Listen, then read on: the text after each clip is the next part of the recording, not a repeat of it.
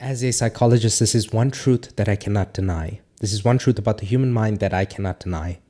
And that's the fact that every single person listening to this video, and I'm including you right now who's listening to this, you will have experienced some form of hardship in your life, whether it be a breakup, a job loss, a job rejection, whether it be the loss of someone, a traumatic experience. You will have experienced some difficulty in your life, or you will in the future.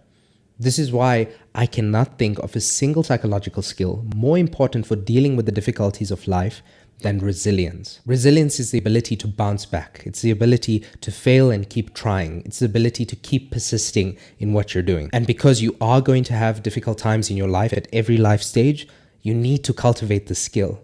As the famous saying goes, don't wait for it to stop raining. Learn what you can accomplish in the rain. And if you want to learn how to do that, how to cultivate the ability of resilience, I have a free video training where I describe 3 evidence-based techniques, and you can find that in the link in my bio under free trainings.